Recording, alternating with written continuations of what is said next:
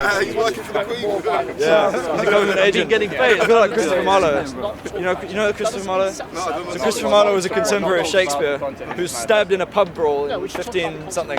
And I am of the belief that he was killed by one of Queen Elizabeth's agents because he was not anti-monarchy, but very anti kind of establishment in general. Content over everything!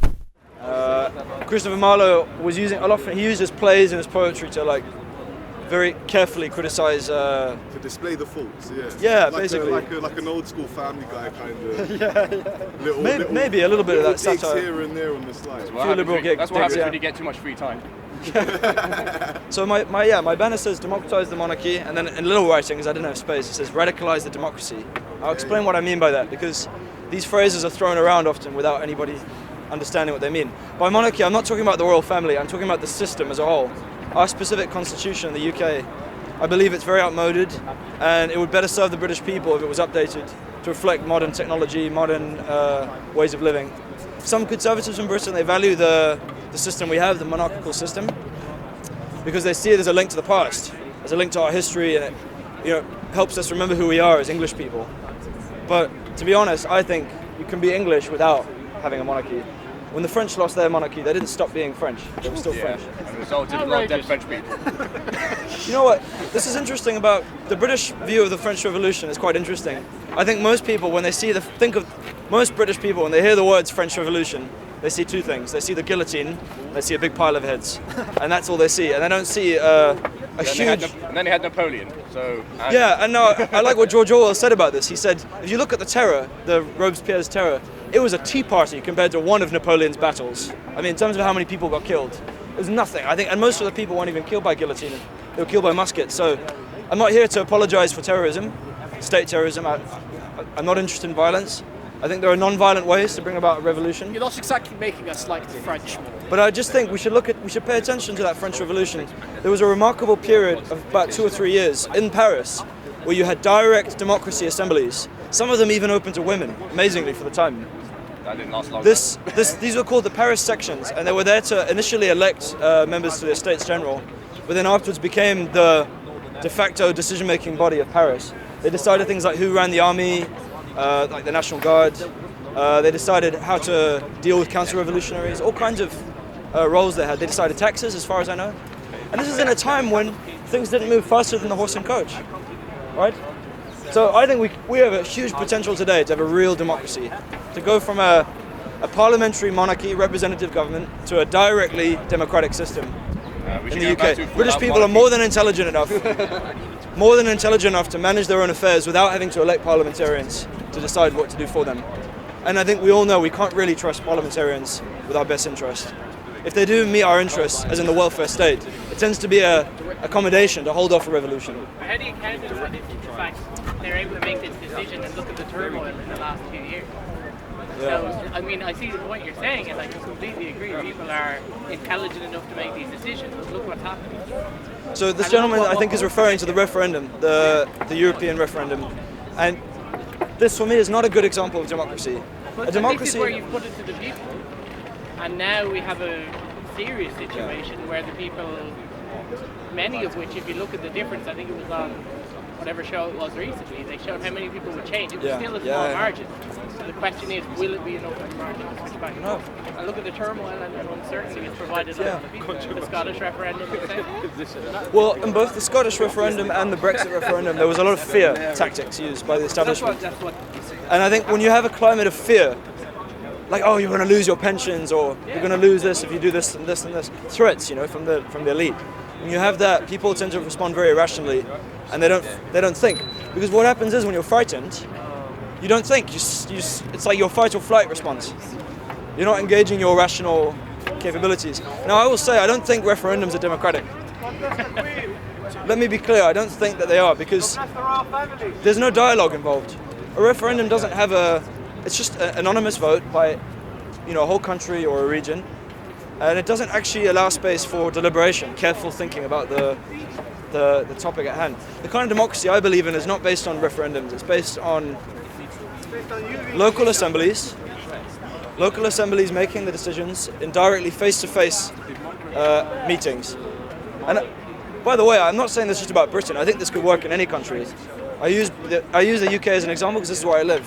This is my government. So you could think about ways, you could think about your own country and how it could be more democratic. My own country has been that way, and we've opened it up. We've, legalised several different things, which up until now were absolutely ridiculous laws. My friend, the Irish Republic is a republic. It's not a democracy. It's in the name, republic. We've lost this vocabulary to discuss politics, But there used to be a time when there was a clear line between a republic and a democracy. Democracy was what the Athenians had in ancient Athens. A republic is what the Romans had. And there were different systems. Nowadays we just blur all these words together without any kind of attention to what we... So we call Britain a democracy when it's not even formally a democracy, it's formally a monarchy. So we don't use... America democracy. So what? Is it America democracy? No, so America is like Ireland, it's a republic. And the US, the founding fathers of the United States, they explicitly were against democracy. They said we're founding a republic. A republic is a different system, so let me explain what I mean by these words. Before I continue, let me explain. A democracy is when the citizenry make the decisions, directly through assemblies, confederated out across regions, if necessary. That's a democracy. Face-to-face assemblies. A republic, on the other hand, is a representative system where you vote for your decision makers. You don't make the decisions, you vote for them. Could be every year, every 10 years, doesn't really matter. The point is that you are not the decision maker. What's about the God What's about the God who give the God over there who give the right to the people to inherit? Yeah, to inherit the. Well, since the age of enlightenment, we don't have to rely on God to decide for us what kind of system we need. Yeah, but what about God? Can we leave that up to you, my friend. There are different. We're talking about politics, not your personal beliefs about whether or not there is a God. I'm an atheist, just to be upfront, so I'm naturally going to say this. And I think secularism is a good thing. It's actually a good thing for religious people as well. It's actually made religious people tolerant. Yeah, it's helped religious people get along. I was reading about Christopher Marlowe. I was just talking to a gentleman. I don't know, it was that chap over there. And we were talking about Christopher Marlowe. Christopher Marlowe was traumatized by what he saw in France. During the French Wars of Religion. The massacres of Paris, when Huguenots were just being butchered by the thousands. And you had thousands of Huguenots fleeing to London to escape this totally irrational hatred of a pretty innocent group, to be honest. People that didn't do anything wrong, as far as I can see. And you see this, Marlowe wrote a play called The Massacres of Paris, and you can read about that there. Yeah, I mean, we've come a long way in Europe, haven't we? 300 years ago, it was just, when you had the Reformation, it was just dictatorship. This country especially, I mean, Shakespeare was probably a Catholic. We don't know much about Shakespeare's life, but he's probably a Catholic, but he was too frightened to come out and be honest about that. Now, I used to be a Catholic. I'm not Irish, but I'm of Irish extraction. I think that's where it comes from. And I was thinking, I went to a St. Patrick's Day party yesterday, nearby to UCL, and I was thinking about this, sectarian strife, not just in Ireland or in England or France, but just in general. And I thought, yes, it comes back to fear. It does come back to fear. Because God is really just a frightening image, if you think about it. It's a very frightening, if you're carrying that in your mind all the time, and you think your God is more powerful than the other one, and you're using that to intimidate others. French democracy? Is France a democracy? Yeah, France. No, France is a republic, my friend. You need to read your history. That shouldn't even be a question. If you go to Paris, they have whole monuments devoted to this. And now, going back to the French section, so the Paris sections, these directly democratic assemblies in Paris, they were always in tension with the Jacobin Republic state, the centralized state. They had this constant tension with that. The directly democratic assemblies were run by the sans-culottes, the peasants, the artisans, the working class. And these were the people that really drove the revolution forward, especially to the left. They were what drove France to become a republic. They wanted to execute Louis and have a republic, which I know it's very bloodthirsty, but for the time, that's very progressive to have that, I think. Cutting heads for the time, yes, for the time. We have to look at things in their context. These were the French peasants who've been oppressed for hundreds of years in the most brutal conditions. And so you can't be too surprised when they rise up and they choose leaders to carry through a violent revolution. But now, interestingly, what the Jacobin Republicans did to the Democrats, the sans-culotte Democrats, the Jacobin Republicans tried to limit the assemblies to finish at 10 p.m. in the evening. And this was when a lot of sans-culottes got off work. It's very clever. They knew that they wouldn't be able to take part in the assemblies because that's when they finished work. But it didn't manage to work in the end. They managed to have their assemblies. But I say this is a hidden history, we don't really look at our own history in England even that carefully either. I mean, there's a directly democratic tradition in England, as far as I know, in London, where you used to have this in the city of London, the old city of London. There were what were called moots, folk moots and ward moots, and these moots were like, it's an Anglo-Saxon way of saying meeting. Democracy. And these were directly democratic meetings of the guildsmen to decide how to run London, to decide how to run their town and make it, equitable as possible for everyone. Yo, Kyle, what do Yes. you mean by radicalize the democracy? Okay, so what do I mean by that? Democratise the monarchy means to transform Britain from a representative parliamentary democracy into a directly democratic confederation of local assemblies. Okay. Radicalise means to then further that process by taking the economy into the hands of those local assemblies, to make the economy under the control of the people directly. So that's By not the democracy, economy, I that's just mean socialism. all the socially important property and land. That, for me, it should be run by the community. The people of London should decide how London's property is run. That's not democracy anymore, Kyle. That, for me, is the most democratic solution to there's no running the freedom of economy. Yeah, I'm not association in that surprised system. you're It's not associating democracy. I would socialism call with it a democracy. decentralized planned economy. A decentralized planned economy based on rationality, based on those who can work harder should work harder, those who need more should get more. So Not the social- current system. Oh. I can see what. So this gentleman here is trying to spread a sense of discontent. To Yes, be honest, the I'm thing the is, I don't think it's shaitan, I'm working. the Satan Because here. I think most British people, they have a feeling, yeah, maybe we should have more control over the economy, even in a very limited way. British people, more of them want to see they want to see nationalised utilities, nationalised railways. They don't think the corporations are to be trusted with it. No, the reason why that's we not want democratic. it is That's just because it's taking fiscally one. efficient. That's just taking the power over the railways and the utilities and putting it in the hands of the state. But that is closer to the people than what these businessmen want. No, we Yeah, like that's All true. these businessmen, they want profit. Yeah, I They agree don't with want to you. provide I a agree with service. you. It's providing a service is a means to making profit. So Yeah. you can't really trust that. In my opinion, I don't think. And what I are we would gonna trust do with God? that. What are we going to do? God. With God. I leave that up to you, my friend. Now, there are roughly three spheres of influence I'm talking about here. The social What are we sphere, gonna do with the kingdom? the social which is sphere, the political the sphere, leader of and the state. Let me elaborate on what I'm saying here. The social sphere is your and the particular. American. I'm answering a question. If you let me I'm answer. not taking. What and the American? I'm answering a question. Okay. Yeah, I'm answering a question. The social sphere is where you decide your religious practices, your spiritual practices, where you enjoy the park, your personal life, your family life, your community life, outside of politics. Politics is where the people, I think, should directly control their society through face-to-face means, collectively. Yeah. Then the state is a separate institution. The state is separate. I see the state as separate from politics. The state, as far as I see, is a kind of professional, elitist, concentrated power, all right, which is above the people, and tries to derive as much legitimacy from the people as possible, providing welfare, but is not. Is not. I think in the long term, I think elites are bad. Definitely. Yeah. I think more Famous people. people. I think the Famous people are more than competent enough to run their own affairs without an elitist body telling them how to behave. I think freedom is better than unfreedom. Celebrities and famous people. Sorry? Celebrities and famous people. Well, And they're relatively minor, my friend.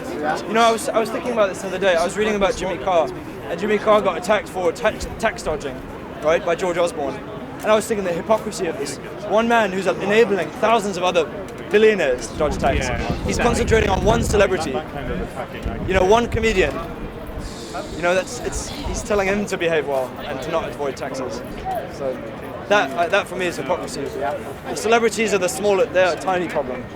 They do keep everybody pacified, and they do keep a sort of mythology going that anybody can make it, anybody can work in the capitalist society and become successful. If you just work hard enough, you have talent.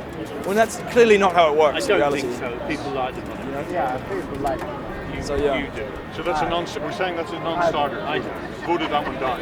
Voting for the Queen is quite. Who's we? We here. The three. This is, we are a society. We just assembled as a society. We'll break up in a minute. There you go. No, it's empty. I mean, you obviously have a very fixed idea of what a society is. And by the way, you said you want to control society. That's deeply authoritarian. When did I say that? You did. You did. He said I want to Did I control say that? society. Did I say that? Is that what I said? Yeah. What are you asking him for? I heard you say it. If you didn't say it, then tell me why it's about. Please record it. That's very kind of you. Thank you. Cheers. Thank you very much. I could do the. Can I have one? Hey, you're not speaking, any of you. Thank you. So, For the speakers, Allah come on. bless you. That's it. This is for the extra. So yeah, it's not we. I didn't say I would control. John. It's not. I didn't say I would control the society. That's not what I said. I said that local assemblies should control the decision making. And in fact, most of the aspects of society don't belong under political control. You know, most of that. For example, your personal choices about your relationships, your friendships, your lifestyle choices. That's got nothing to do with politics. That's your personal choice, and I don't think that should come under the control of the assembly, unless it abuses human rights.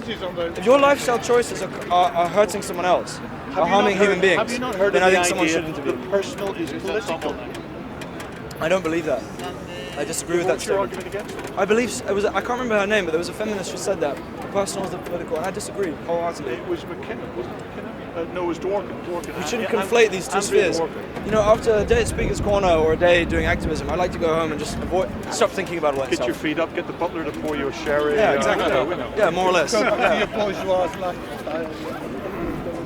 That's right. I think it was the famous conservative Marxist, if you can believe it, Christopher. Forget his surname. Hitchens. Not Hitchens. No. He said that family is a haven in a heartless world. Winnie the Pooh, Christopher. Family is a haven in a heartless world. That's true. It's got nothing to do with politics. It shouldn't have anything to do with politics. So I never said that. But everything is politics. Would you have politics amongst friends? It's power and who's in charge and who's the boss and who are the followers. You're using politics in a way that's like people talk about office politics. Yeah. That's a specific use of the word. I'm talking about a sphere of life where the citizenry make the decisions about their community, about their city, by their polis. The ancient Greek polis. We're talking about an idealized philosophical terrain. Define a community. It's one of these political words which everyone hears and thinks of. What's a community? In the context of London, where does one community end and the other begin? Is it an ethical community, a religious community, where the speakers a social community, or is it a geographical community? It's all of those things. Is it what kind of community are you talking about? Well, I'm here talking about in the most basic sense, local community, neighborhood, town, village. All right, that's what I'm talking about. Parish. Yeah, neighborhood, town, village. You know, again, these are woolly. How are they woolly? They're fuzzy at the edge. How are they fuzzy? Fuzzy at the edge. How are they fuzzy? You've heard of fuzzy logic, haven't you? Have you heard of fuzzy logic? How? I know what fuzzy logic is. Some villages are much larger than other villages. Oh wow, I didn't know that. Right. Well, that gives you a some problem 100 and because some 1,000 if one community, for instance, in the Western Isles, only contains 20 people, and they're taking decisions, and then you have a village which has 10,000. Yeah, that's not a village. That's a small town. Yeah. Hamlet. I mean, these terms are a little bit ambiguous. We can't deny that. However, it's not so ambiguous as to stop directly democratic assemblies being set up. So, for example, a town of 10,000 people, for example, you could take that and you could divide it up into wards. This is what boroughs are, actually. What if you don't? And those wards, what they if already you have don't that, live in a conurbation of 10,000 and you don't even live hardly a remotely conurbation. near it? My If friend, you live London in is the a Orkney conurbation. Islands, if you live where I come from, you're one of these southern English people. I'm from the north. Right, I can take you to places where there are 5 people and a few dogs. Please that's take it. me there, James. I'd love to see them. True. You should take me. I've never seen them. Where? Of course, no. Country life is not the same. It's very hidden or out of view. Countryside. Yeah, I know. Well, that's even further south. No, I am one of those metropolitan types. I hardly ever leave London. I'm not going to pretend otherwise. Why don't you ever leave London? I barely leave England, to be Why honest. don't you leave London? Why don't I leave London? Well, it's partly financial, but it's partly. I am a bit like unsure of where to start. Really, England is actually quite. It's not huge, but there's so much to see. I just don't really know where to start. But I will say there's a lot of this feeling of alienation from London, and it's true. It's not a lot of this Brexit stuff. Alienation from Brussels. I think a lot of this was displaced anger about alienation from Westminster by towns very far away in like Newcastle and so on that felt very detached and had nothing to do with it. That was part of it. And it was a big part of it. So I think having local democracies, local directly democratic town meetings would be a far better way to manage society because it would make people feel empowered at the local level. They wouldn't have to constantly feel angry at Westminster for making bad decisions because they would be making the decisions. Yeah, that's how I see it. That's true. Even when Thatcher was PM. But local councils are just small republics. They're not real democracies. A local council is probably more democratic than a centralised state like Parliament. But a local council, you've got to remember, it's a local council is a kind of a republic. You're electing officials to basically carry out, decisions they've made. You're not even making the decisions yourself in the assemblies. the idealised assemblies I'm speaking You about. see, making They're only deci- electing the councillors. The real decisions are made by like the equivalent of the local you can make a civil decision, service. but if you don't control the money, you see, this is the de difference facto, yeah, that's what it ends up between as. deconcentration and devolution. And actually, the local councils are a form of decentralisation. Deconcentration is where They you are. devolve Although they have the their budgets decision set making by the into one government, of your but communities, they can't raise their but own you money. also They devolve the still money. run history- local history- things. So you long can history decide of all you want, but the money is somewhere else. The long history of England is actually it's very much a story of people taking more and more power from the state and democratising it. It's that's not one really a version story of our about history. working classes really it's the other fighting way for around, economic it's rights, more although that is centralising. important in the last 100 years. But before that, it was a lot about democracy, taking that power just bit by bit away from the government. And I just think I just would like to be on the right side of history to further that process. That's the history. It seems quite inevitable that we're going to eventually have a more and more democratic, more just system. The long term, I think it's the long the trend of opposite. history does. We're moving in the opposite direction. I think in the medium term, yeah, but not forever. Well, if we go Overall, into if you look at human a civilization, period it's of been populism, it's I think been the opposite. It's going to reverse. It's been more and more Just read it, decentralization. That's how I see it. But these gentlemen are having a private conversation, so I'm not gonna Are we interfere not anymore. allowed to just sort of I'm gonna have a break. Thanks for listening, guys. Appreciate it. So So, are you also recording with these guys as well? Come take over everything from your Come, man, say it straight. Man, don't listen to BBC. Man, don't listen to ITV. Now, one of the other things I want to kind of talk about for a minute is addressing the terrorist attack in New Zealand. The reason I want to do this without many people about is because I know people are going to start asking me questions that I'm going to start getting annoyed about. Because I am not responsible for that attack. That attack is totally unacceptable and evil. The person that done that attack here will burn in hell or whatever you believe. And that person from New Zealand is the same side, is the opposite side of the same